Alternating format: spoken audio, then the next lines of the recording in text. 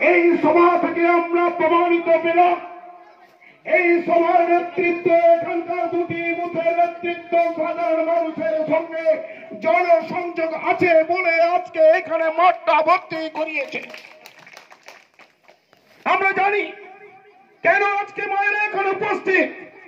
নেতৃত্বরা আছেন তৃণমূল কংগ্রেসের ৬৬টি প্রকল্পের যে কর্মধারা মমতা বন্দ্যোপাধ্যায়ের, এই কর্মধারা সম্পর্কে এখানকার নেতৃত্ব কর্মীরা সবাই কিন্তু অবহিত।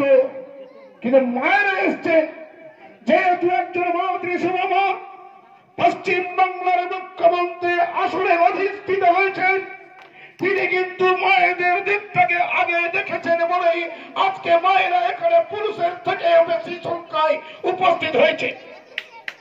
আনন্দধারা প্রকল্প কার মস্তিষ্ক প্রসূত প্রকল্প? মমতা বন্দ্যোপাধ্যায়ের মস্তিষ্ক প্রসূত প্রকল্প আনন্দধারা প্রকল্প। এই প্রকল্পের মাধ্যমে সোহাগ দলের যতজন মেম্বার রয়েছেন তাদের প্রত্যেককে সুযোগ সুবিধা করিয়ে দেওয়ার জন্য বিভিন্ন প্রকার ব্যবস্থা করেছে।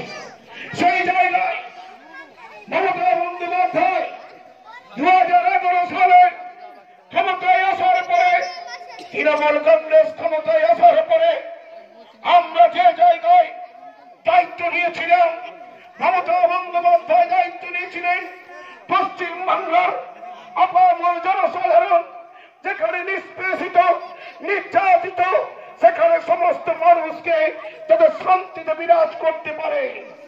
আজকে আপনারা যারা উপস্থিত আজকে প্রমাণ পেয়েছেন, মুখ্যমন্ত্রী বলেছিলেন বদলা নয় বদল চাই, তাই আপনারা আশীর্বাদ করেছিলেন বলেই আজকে পশ্চিম বাংলা থেকে যে জগদ্দল পাথর অপদার্থ সরকার, জাতি বসুর সরকার, বুদ্ধদেবের সরকারকে আপনারা এখান থেকে ছাটা মারতে মারতে তাড়িয়ে দিয়ে বিদায় করেছিলেন, সেই জায়গায় মমতা বন্দ্যোপাধ্যায় আজকে উন্নয়ন করেছে।